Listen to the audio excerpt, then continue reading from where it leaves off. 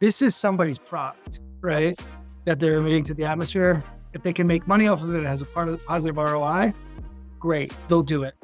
Oftentimes, this indicates operational issues. I always tell this analogy to staff here.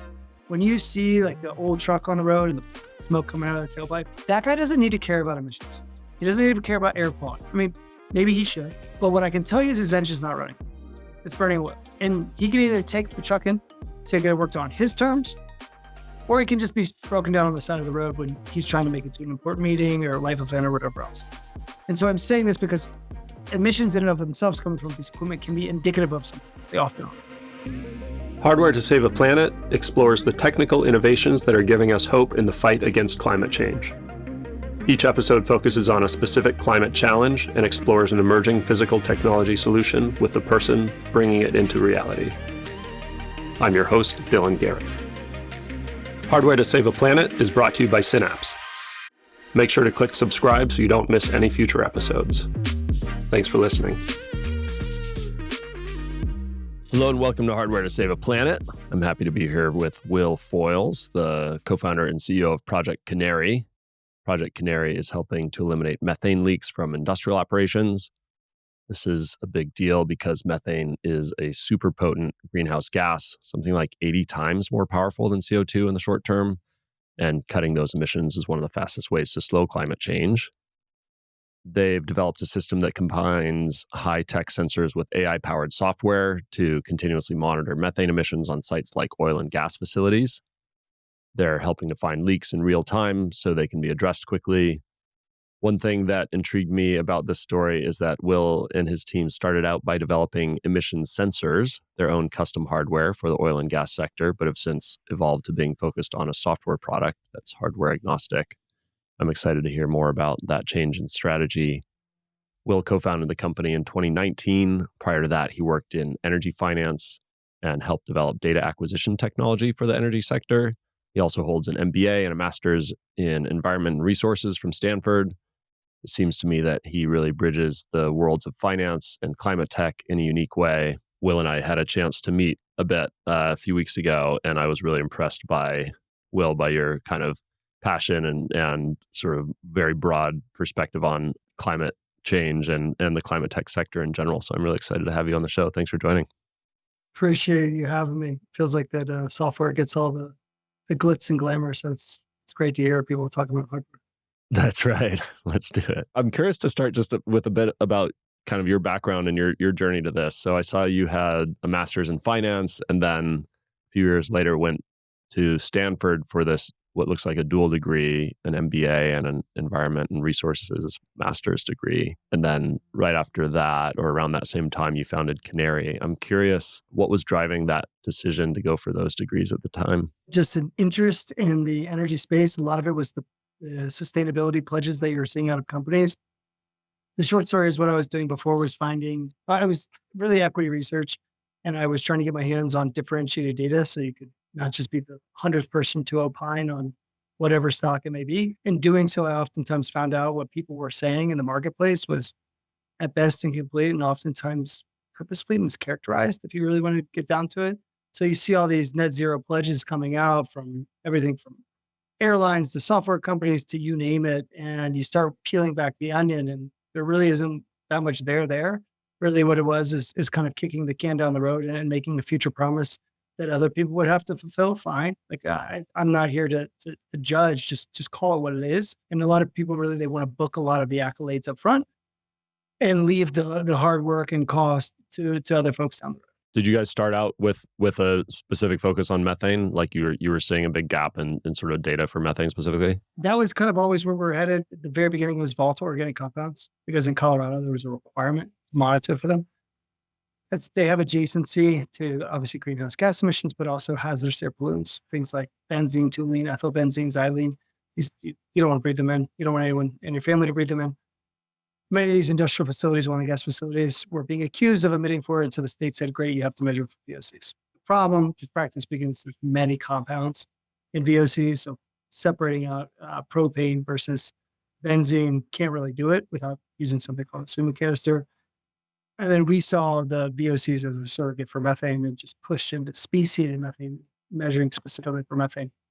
not long thereafter. I was hoping you could like help me characterize just the magnitude of the methane problem that you're addressing. I mean, I hear people talk about a lot, like it's so much more potent than CO2, but then it has this like shorter half-life. There's a lot of sort of natural methane emissions, a lot of these sort of leaks and things. Like when you look at sort of what problem you're tackling, how big is that relative to say like the CO2 problem or our climate change challenge? Great question. Depending on estimates, 25% to a third of human-induced climate change comes from it.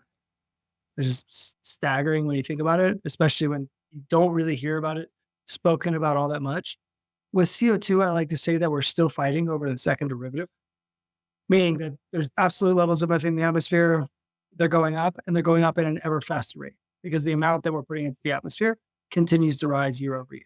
So like we are a long way off from actually From going the other this. direction. Yeah. So Yeah. go over to methane though, and because of its short atmospheric residence, meaning how long it hangs around. So if we could just isolate 1 ton of methane and we emit it today, in roughly 11 years it'll be gone.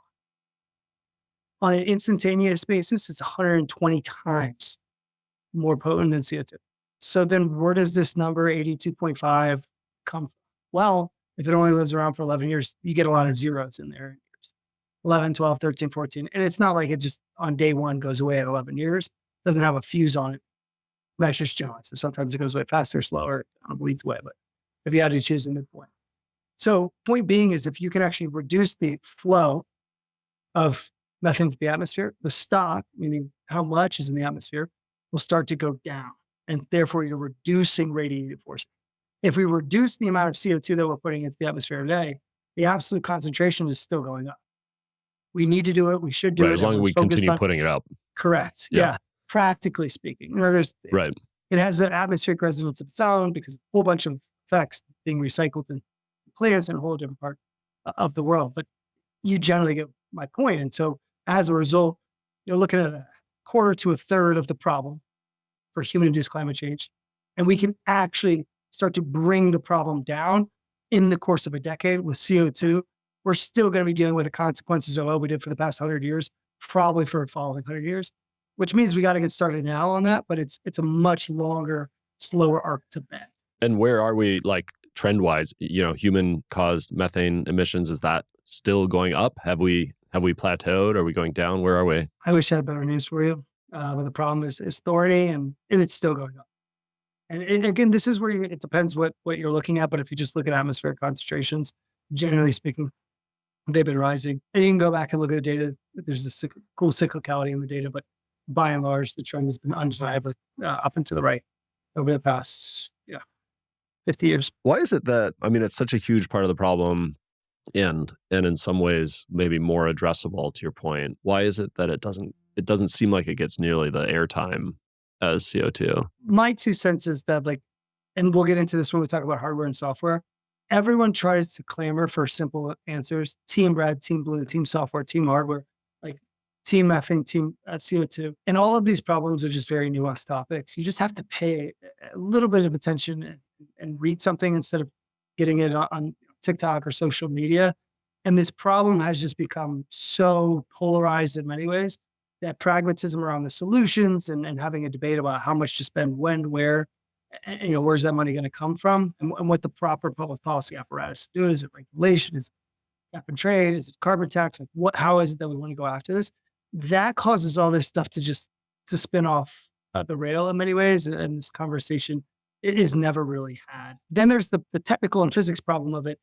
And that is that you're dealing with an invisible, odorless, buoyant gas that exists in much smaller concentrations than when you're having CO2, right? So like when you see this data, what we do with like fence line monitors, you're looking in like the single, double, maybe triple digits of parts per million, right? And so I say that to people, it seems like an abstract idea, but like 10,000 parts per million is 1%. When you look at the methane or the CO2 levels around some of these facilities, which we do work CO2 places, largely looking at sequestered CO2 for CCUS facilities. But if you're looking around combustion at these facilities and transport, like tens of thousands, even hundreds of thousands of parts per million CO2, again, that's hazardous for people to breathe in, and it's poisonous. But that's also a reason that anytime people are transporting CO2, they take it much more seriously. If you've ever read about a CO2 leak, it's quite stark in terms of how it all plays out. But the physics are far easier to get your hands around in many ways for CO2. And then if we dive into like the methane problem itself, so a third of our total problem is human caused methane emissions. How much is that addressable? Kind of leaks and in an oil and gas, how much is it cattle? Like where are the main drivers of that? I would ask, like, whose data are you looking at, right? And like, generally speaking, if you look at government data, they're going to point to the cattle, and the cattle are a big part of the problem. There's a whole bunch of creative ways being proposed. This is where this is all heavily disputed, because I talk to people in agriculture and they point the finger at oil and gas and coal, right? And they say our estimates are, yeah. And it's just like everyone wants to go around and point it elsewhere. Generally speaking, I think the public policy apparatus is focused on the oil and gas space. They have an easier way to monetize the product than they do, obviously, cows walking around a farm. Rightfully, wrongfully, obviously, that industry understandably gets frustrated about it. Why are you picking on us when there's a larger source of the problem over there? So generally speaking, it's agriculture, then oil and gas, coal, landfills is another huge area of methane problems, and then industrial facilities, places that consume or transport natural gas. So those are the big sources of it, but it's how you go about solving it. Each one of those is quite different. The leaks themselves, when we're talking about kind of these industrial sources, what's the right sort of visual? Are we talking about like outdated infrastructure that's kind of breaking down and these leaks present themselves? Is it human error? Like where are these coming from? Yeah. At first, I would say like leaks has a connotation that like, this is abnormal, right? So we always talk in terms of emissions. So like we'll span the gamut. Like, is the cow who's emitting methane, is it leaking?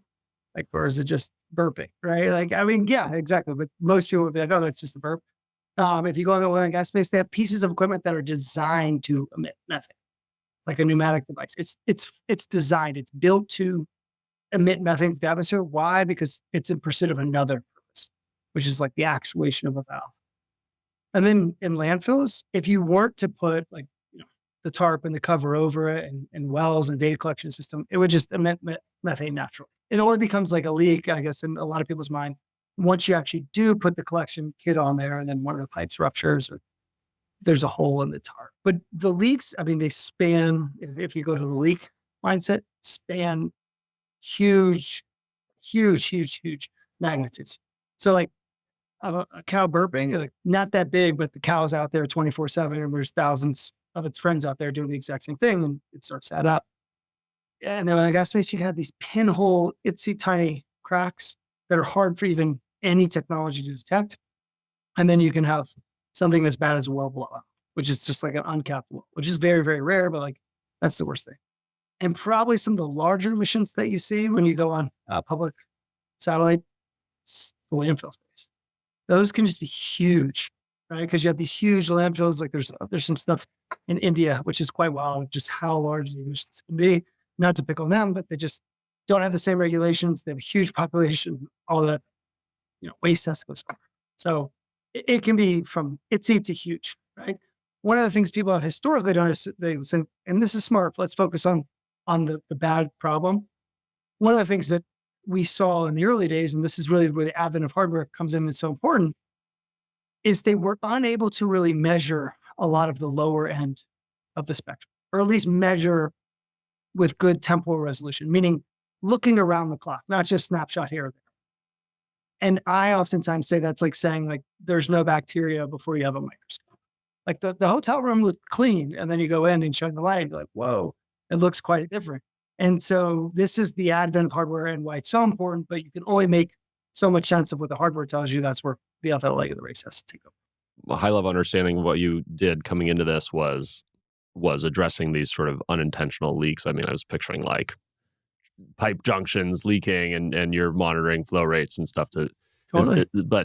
Is that kind of a portion of it that Canary's focused on? Definitely a huge portion of it, right? Okay. And it's kind of, but I would say, and the reason let's start on that portion, and this is just important clarifier for the audience. When we're talking about emissions or leaks, like this is not, don't necessarily think of this as like a feel good ESG protecting the world type story, or don't think of that in isolation. let's just get like frank. This is somebody's product, right? That they're emitting to the atmosphere. If they can make money off of it as a part of the positive ROI, great, they'll do it. Oftentimes, this indicates operational issues. I always tell this analogy to staff here. When you see like the old truck on the road and the smoke coming out of the tailpipe, that guy doesn't need to care about emissions. He doesn't need to care about air quality. I mean, maybe he should, but what I can tell you is his engine's not running. It's burning oil, most likely. And he can either take the truck in, take it worked on his terms, or he can just be broken down on the side of the road when he's trying to make it to an important meeting or life event or whatever else.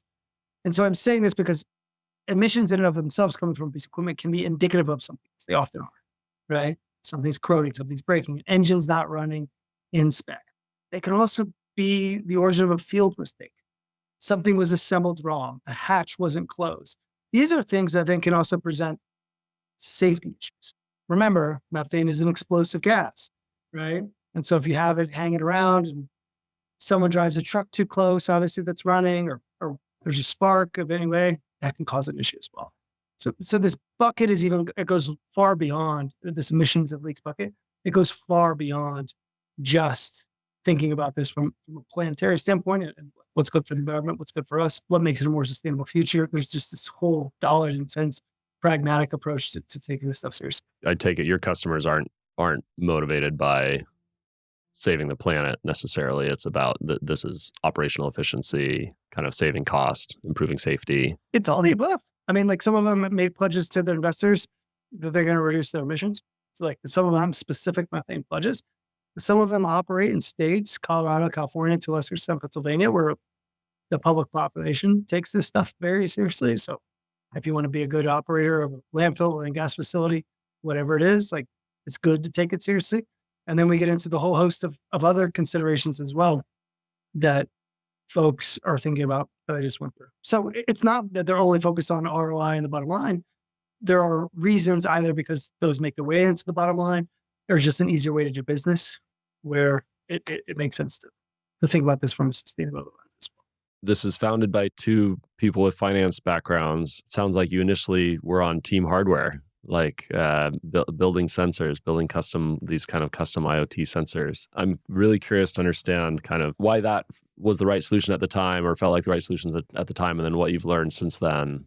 That's kind of, it sounds like helped evolve the company to be more focused on being hardware agnostic and the software platform. Yeah. So the short answer is because they didn't exist. We would speak to these investors like, why don't you just scrape the data? I would say, from where? Satellites. It's like, and especially at that time, the emissions had to be so big to see them from these far out satellites that they were, and they weren't necessarily geared specifically to methane. There's stuff now that's much more tuned for it. So the data didn't exist. And so we had to find a way to get the data if we wanted to build any form of software on the back. That's the short answer. As you move forward, the harder part of the problem is not necessarily like building the device to sense for methane, although it's hard. It's what do you do with all the information? And we build these physics-based models that work backwards to quantify the emissions. When we say quantify, we're talking about how many kilograms per hour of methane came from where to arrive at this exact place at this exact. So to explain this often, state an analogy to folks, it's like riding a boat in a lake and you see like an oil slick on the water. And you have to think and understand in the blink of a second, did that come from a boat that's just driving by, the guy who just drove by? Or did it come from that dock all the way across the lake and someone actually spilled the whole can of oil in the water? And by doing this, you're looking at which boat was driving which direction and which way the currents are. And you can back into, in theory, where it came from and how much was poured in the water to arrive at that exact point. Meaning, was it a little bit of oil in the water that was put nearby, or was it a huge amount of water put far away? And you're doing that faster than real time, which is kind of a weird thing to think about, around the clock from this very sparse data set. And then ultimately, as we move forward in time, there's two reasons that we focus more and more on the software. One is because there is no right or wrong answer kind of in the absolute world until you define what it is that you're trying to do for hardware. So people will be like, which one's better, satellite or ground-based? What are you trying to do? Ground-based sensor only sees the emissions at that one site. Someone has to let you on that site to install that equipment. Satellite, they're going to look at what they're doing at that site no matter what. You can see the whole world there, most of the world, I should say. And so they're just different, but the emissions have to be huge to see them from outer space. And you only get small snapshots in time, second here, second there, every few months, if you will. So they're just on different ends of the spectrum. They're not better or worse than different way they burst about. The second reason is because there are other people who are just going to be far better than us. They specialize in hardware, no hardware. This is where the comparative advantage angle comes in. At the beginning, we had to do it all because none of it existed. Nobody was doing And it. that is correct. And now you've just had this flood of interest in space, and more people, and with more and more money become more specialization. And so we've really chosen a niche that I think we're quite good at, and always trying to improve. The sensors you set out to create or something equivalent or analogous are being developed by other people and sold to your customers who are installing those sensors. And your focus now is ingesting the data from those and then providing the kind of insights based on that data. Yes, but I'll say we still help people develop technology and the hardware world all the time because they don't understand the performance specifications that they need in order to get actual information out of the software. It's this weird trade-off. We're working with someone right now who's doing it as well. And we're pushing on certain parameters that they thought didn't really matter.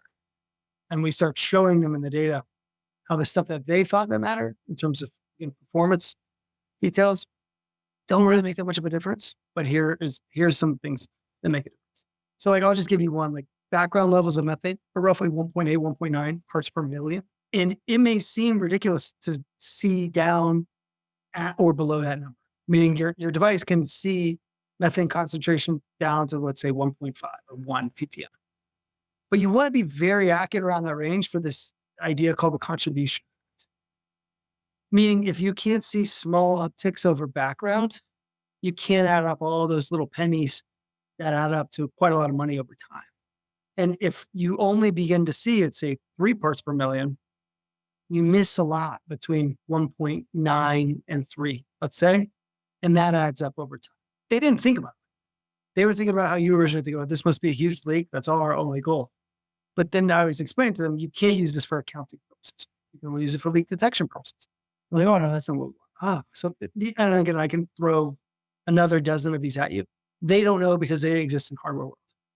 And the software people just take data in from sensors and they don't understand the capabilities. So they're spitting out quantified emissions numbers.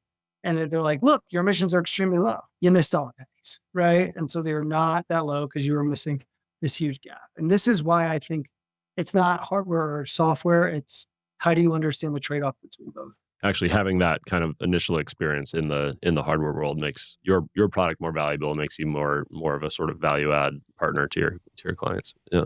Yeah. And it also makes you more valuable to the ecosystem. You can talk to a hardware manufacturer and help work with them to refine it and almost create a partnership on that. I just want to make sure I understand one thing you're saying about the sort of the accounting aspect of this and counting the pennies. Is that really about, this is how much product we're losing through unintended emissions? Like it's just the pennies associated with the value of that methane we're losing? Or intended, right? Remember how I talked about the pieces of equipment like a pneumatic? Right. You have an assumption based on an engineering calculation. Is it emitting more than that, less than that, or about that? And you have no way of even having an understanding of that if you can't see those very low levels of methane concentration. That's what I mean by accounting. And again, all of this stuff, nothing's 100% accurate, but roughly 4,000 kilograms of methane came from the site during the month of July. Let's just say that's what it is. Versus we thought we'd emit 3,000 or 5,000. If you aren't able to see down low levels of concentration of methane, you're not able to accurately. Which may be fine if your goal is to just tell me when something really bad is going wrong. Give me quick information. That's of immense value as well. And you as a corporate may say that's higher ROI to me than trying to count all these pennies. I just care if it's generally in the ballpark. And to do that, I want to avoid the really bad stuff. What different kinds of data are you ingesting? It sounds like sort of methane concentration from sensors measuring that, maybe satellite data. Are you also looking at things like just the sort of operational data, like when valves are opening and closing and, flow rates that sensors that already exist on these facilities? Yeah, that's a huge part of the value as well.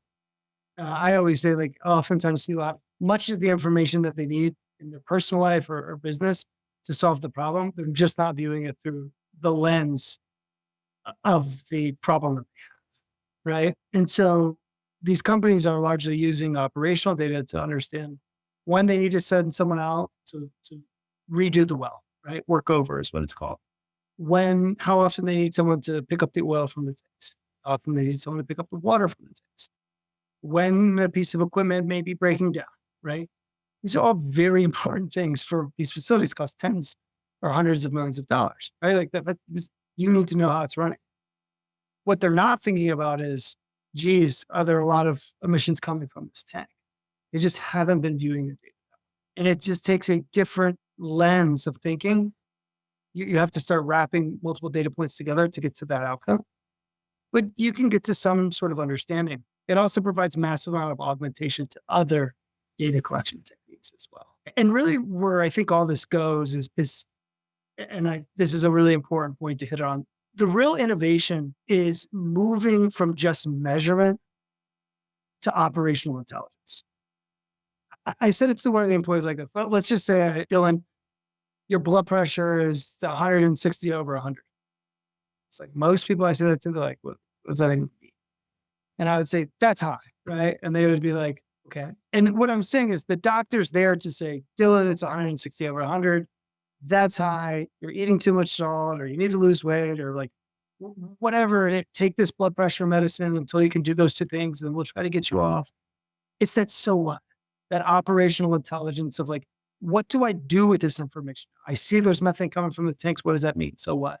And I think that's one of the hardest parts that we found, especially because the domain expertise is so different from talking to people who look at small concentrations of methane, from people who build these huge oil and gas facilities or operate a landfill. Like they all speak different languages. And really you have to have this coordinated mindset if you're really going to start solving this problem in kind of profitable way, right? Where it makes more money for them to stop the emissions than it does to measure the problem or implement the solution. Okay. So you're playing the doctor in that, kind of this analogy. Yeah. Yeah. So where we're really trying to go is like, so step one is like your blood pressure. Step two is that's high. So that's where you start getting into the relative metric. People speak in so much in relative metrics, whether they know it or not. And then the third is what's the so what, right? And so the software is now rolling into bucket number 3. And that's where there's some cool stuff that happens in AI world. And it's a lot of it can just be inferred by comparative metrics, right? So rather than me just telling he needs to eat less salt or run more or lose weight or take this medicine, you're just saying in this situation, people have similar blood pressure generally do this. And those who have 120 over 80, let's call that standard, generally do this, right? And from that, you can infer like which one's fit for you, rather than me saying, you must take this, you must lose weight, you give kind of an option based on what other people have done. What it was like starting a hardware company as coming from a finance background. One of my, God, I can tell you, it's just totally kicked me. Like it's, okay. My problem with it is like I move really fast and hardware and software innovation cycles are just so far off from one another. Right. It's just nuts. Like you got to spec out for like where you want this thing to be in a year, and I want to change it every week, right?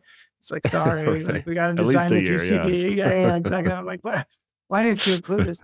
And then I vectored too far on the other end of the spectrum, where it's like you design a PCB and it has like every bell and whistle, but it's like it's more things to go wrong, and like how affordable is it going to be? So it forces you so much more to choose what it is that you really want, and that's something else. There's a level of discipline that exists in hardware that I don't think people really appreciate. I really don't. Like you have to think ahead. You have to prioritize. Dollars and cents matter. Like when people say execution, I think hardware got a lot of love, by the way, at least from even so, more so from in COVID world. Because suddenly it's like, what do you mean we have to shut down the whole Ford factory line for this one little itsy get one? All right. The car won't run without that thing, that one little chip, or like capacitors, resistors. Like you're just like, wait, what? This is what's stalling us. So we ran into massive issues in COVID. It took years to dig back up from putting like substandard components in and rushing development. So anyways, when I learned it's hard, I'm not that good at it. There's people far, far, far better probably all of your listeners. And it's also so necessary. I was saying to Jay, who you may have met, while there is like this, they both have to coexist because they both do different things, hardware and software. If you have to think about it from like Maslow's hierarchy, hardware has to come before software. You don't have something to produce or compute the data, then the data is worthless. I think this is another interface with the real world. Yeah. Yeah. That's a funny thing you say that. I was going on a discussion about that yesterday with a colleague. More and more people don't want to live in the real world, but that's a topic for, it's like I'm friends with the chatbot. It's like, have fun with that. Yeah. Yeah. Okay. Well, thank you for saying that. I always love hearing people talk about how hard hardware is. So, I mean, do you have a different experience? No, I agree. I just tell me, you got it all solved. You're hired. And you've got you're totally, you're not doing any hardware anymore. No, Canary that's is not not true. hardware. We still have you are. Okay. tons of hardware on our balance sheet because our business model was like you build this stuff and people lease it from you, put it out. I see. So you have customers, you have Canary hardware installed at customers. And now we'll sell it. And then we own a company out in California, which does amazing work. And that's a totally different business. And that's how we find leaks throughout your neighborhood, which is really cool stuff. Interesting. Okay. Yeah. So it's a totally different approach. Now the sensor's on the move, which is even harder in many ways to start to get your head around. And then the data sequencing on how that all gets solved is also much longer as well. But it's fascinating. And most people, they're like, I ask the question to even people in the space. I'm like, how do you think they find the leaks in your neighborhood? Never thought. Right? And it's like, we do that too. So that's another piece. So yeah, we sell hardware. So we talked a little bit about kind of the relationship you have with your customers. What are you actually selling them? Like, what's the model or what's the product? Is it a service model or? Yeah, it's software as a service. So like, let's just say that they're not getting hardware from us, which is increasingly the norm. What it would be is, okay, great. You have these point sensors. You already purchased them. They're around 100 of your facilities. Great. The models that we have that convert that data collected by the sensor into more actionable information.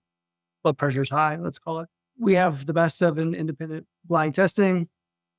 They do certain things that other models don't. Every single model also has a trade-off as well. Some can be more accurate, some can be more reactive. It's just pros and cons. Then we have the ability to integrate that in with, you also fly planes. That's great. With taking that data, now you can see that data on top of each other. So when the plane flies over, you can see the exact thing that the sensors were saying at the same time. We can then combine that with everything that you have to report into the regulatory agencies. These are called inventories. How many pneumatic devices do you have? What your tank emissions are? How many leaks you found at the sites? We can then populate the regulatory report. It's another piece that we can do and kind of integrate that whole chain for you. So we take in data from sensors around the site, satellites, planes, make sense out of it for you, combine it with other data, either operational data or things that you got to report to the government. Combine it with that so you can have more insights into what may be driving your problem and then help you with either voluntary or regulatory mandated regulatory reports. Streamline the whole process instead of using an army of consultants. And we also do something similar distribution side, which is how you get gas to your home, your neighborhood. It's just the collection methodology and the follow-up action looks a little bit. You mentioned kind of these regulatory reports, how the regulatory landscape changing and is it kind of helping or hurting what you guys are up to? It's weird because like, I'll tell you what 2019 and 2020 were like. It was so slow. And then all of a sudden people, you remember what happened. The world changed. It felt like very quickly on the back of George Floyd and other social dynamics. And all of a sudden 2020 and 2021, or at least on a relative basis, the busiest years that we've ever had. And there was nothing in the way of regulatory requirements.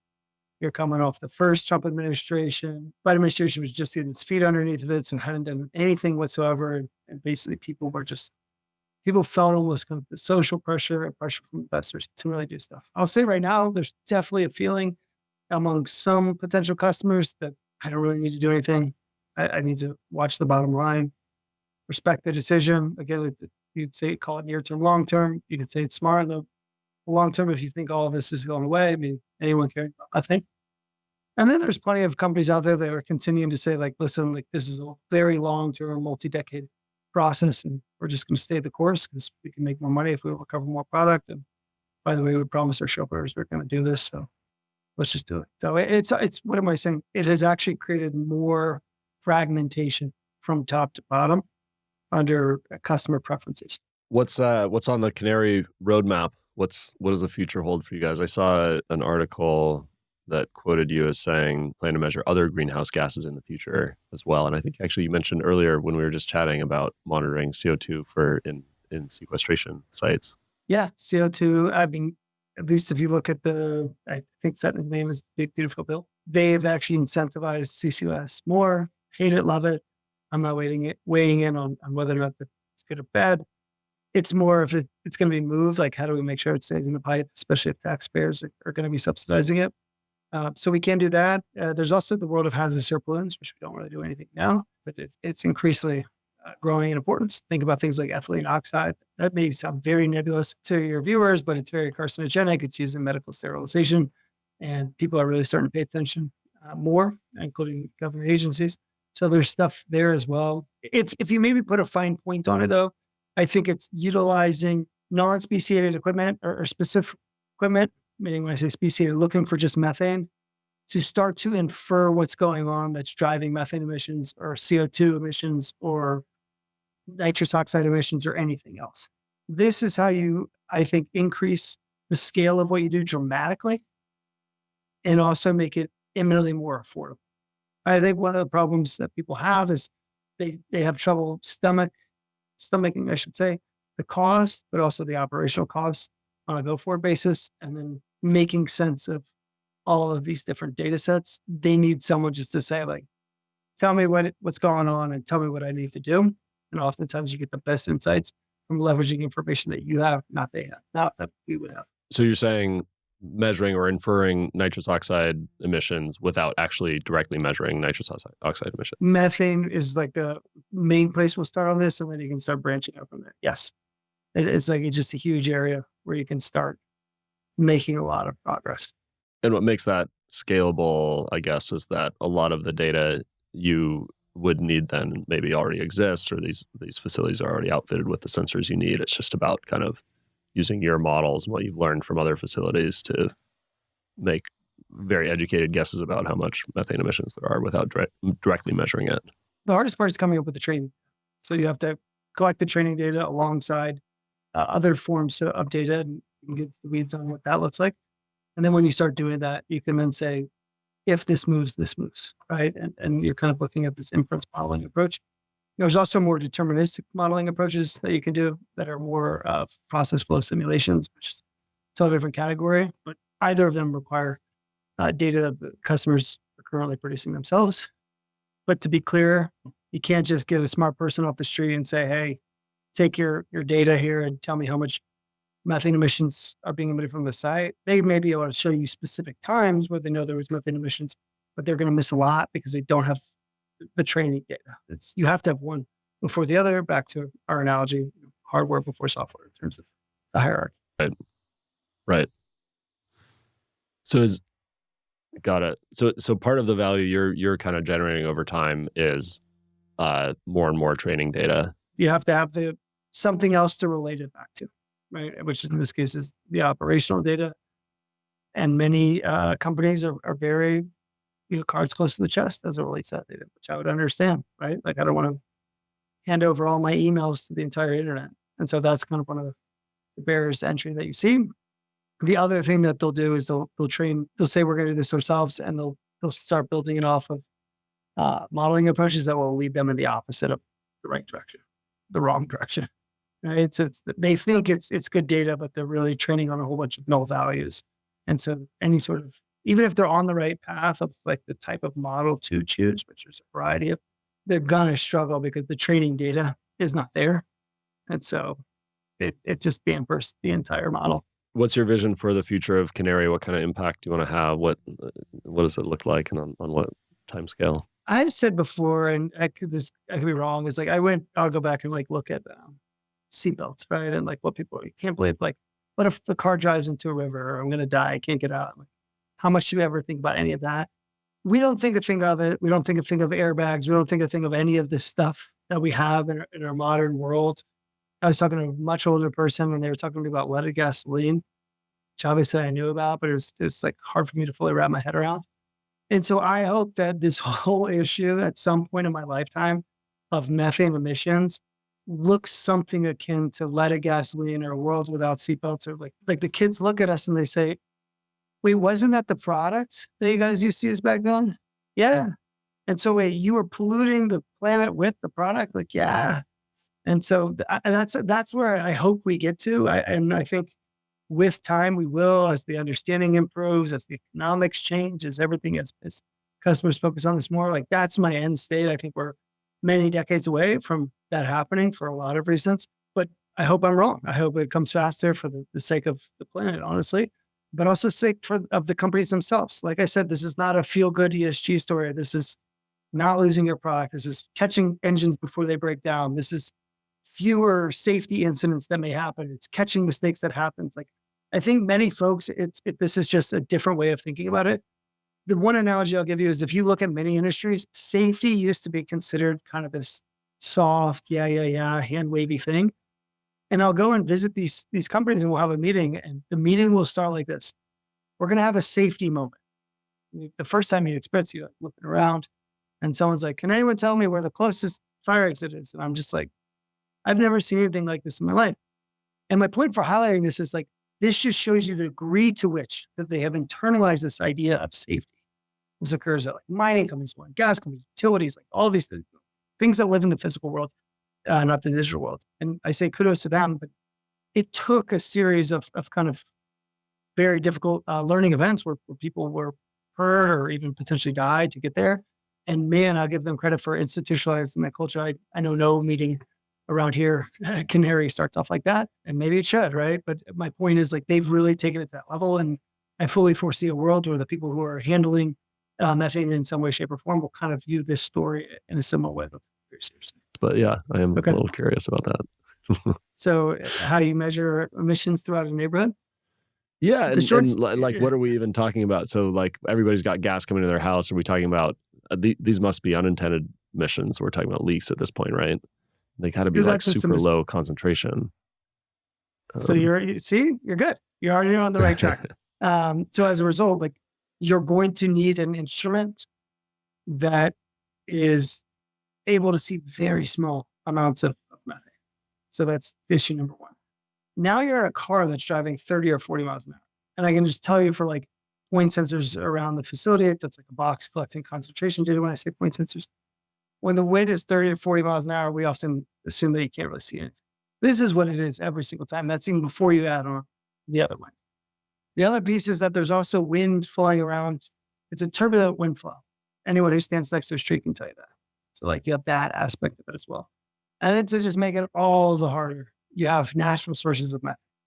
Sewage is like one of the, compost is another one. So, and it's like very noisy data. That barely emits anything. Right? So like, who cares? Well, remember, we're far away. The leaks are small. The wind field is very difficult as well. And so like just adding a little bit of compost. So I'll kind of go through it. One, you use a extremely sensitive device. So if you think about like the precision of these point sensors that we'll use around the site, maybe it's like 800 parts per billion at 1 hertz, something like that. Right. And that means that at sampling once per second, you can see like small movements down to 800 parts per billion, below 1 part per million. As you average those values, you reduce that number, but then you reduce any of the signal that you may have there. When you go to like what we use in the utility space, the stuff that this company in California produces, it's at 1 second, it's 1 part per billion. It's 800 times more sensitive. So that's piece number one. There's very accurate ultrasonic anemometers specifically mounted on top of these vehicles.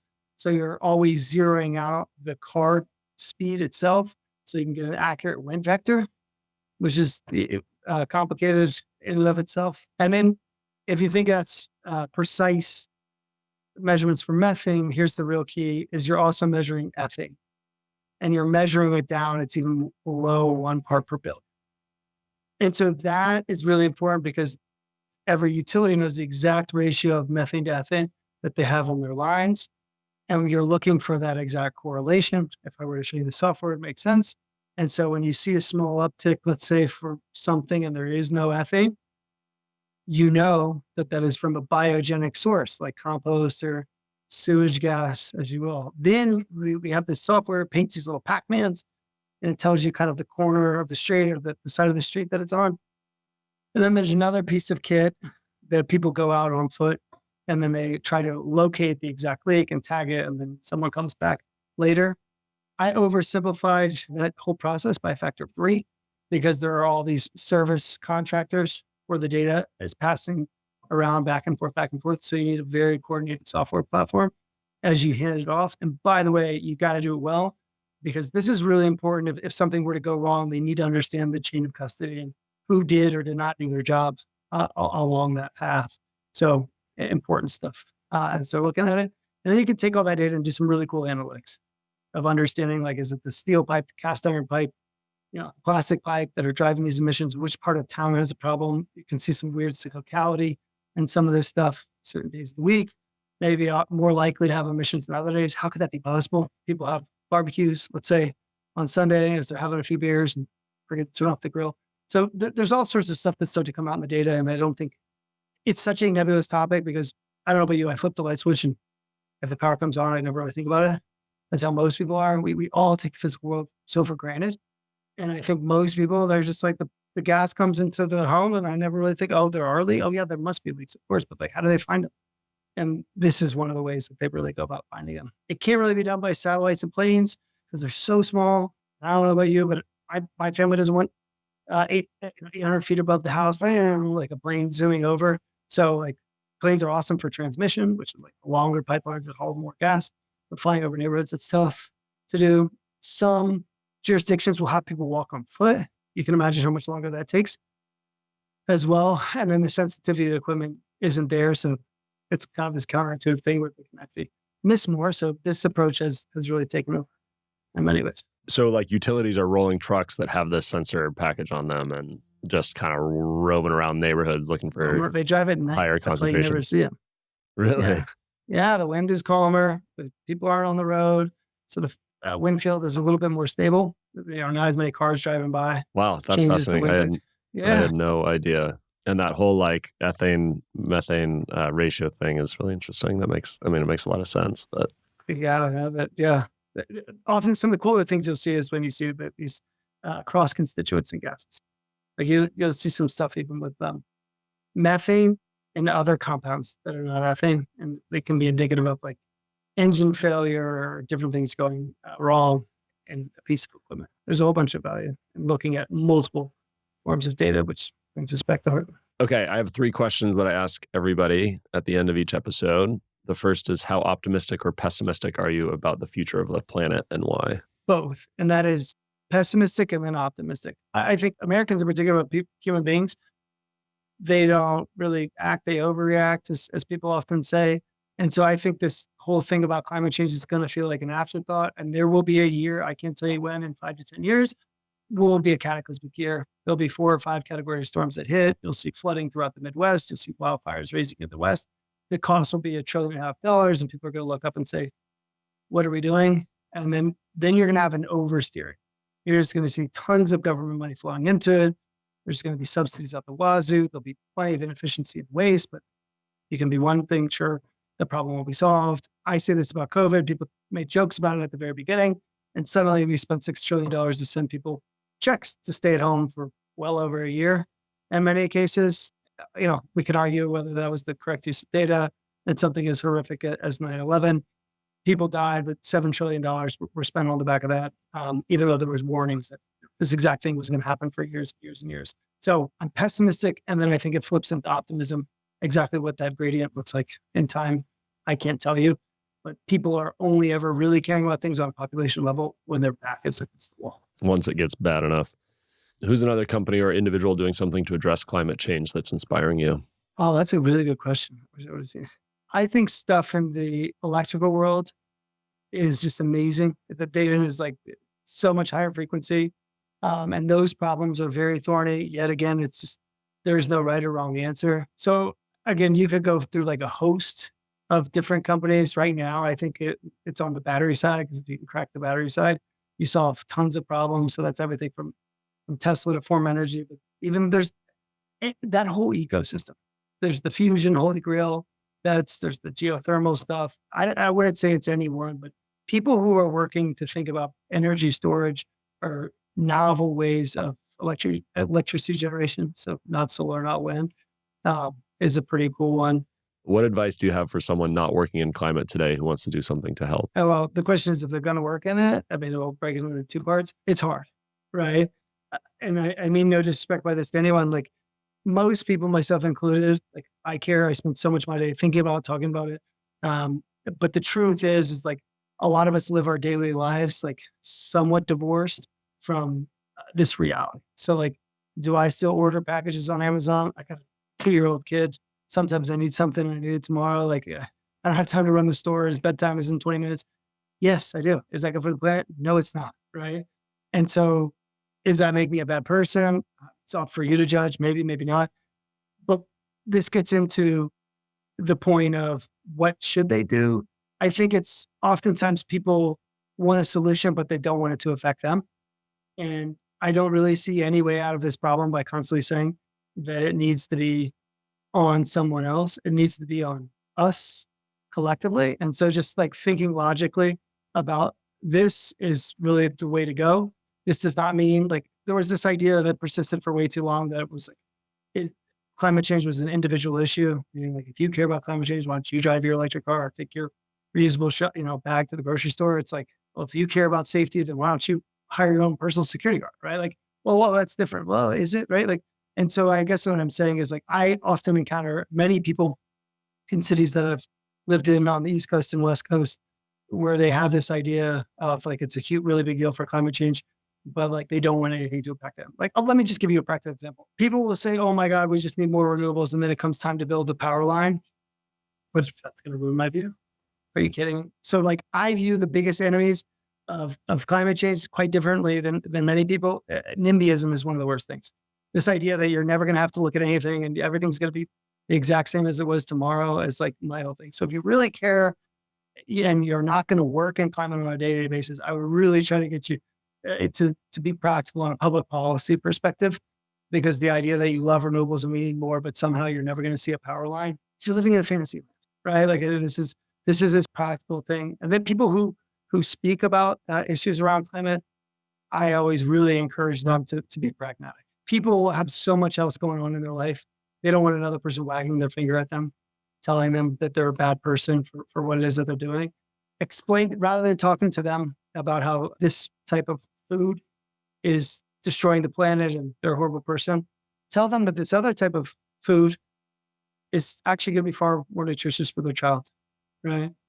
Tell them about how this vehicle, they never have to deal with price volatility and it lasts for twice as long as this other vehicle. Explain to them how this type of heating or cooling results in a much lower electricity bill. I think too oftentimes people have this moral purity as it relates to issues around climate, and it's really repulsive to folks in much of the country. And if you're like me, I know we desperately need a solution to many of these issues. And I just always encourage people to be pragmatic in terms of the solutions. They will be in some way, shape, or form suboptimal in some way too. And you also just want to dialogue with people in a respectful way, because they have a lot more constraints in their life than just climate. You're trying to afford daycare and food on the table and get the kids to school. Yeah, that really resonates with me. Will, that was really fun. I learned a lot. I appreciate it. Thank you. Dylan, thank you. Hardware to Save a Planet is brought to you by Synapse. To find out more about us and how we develop hardware solutions for the world's most ambitious companies, head to synapse.com. And then make sure to search for Hardware to Save a Planet in Apple Podcasts, Spotify, or anywhere you like to listen. Make sure to click subscribe so you don't miss any future episodes. On behalf of the team here at Synapse, thanks for listening.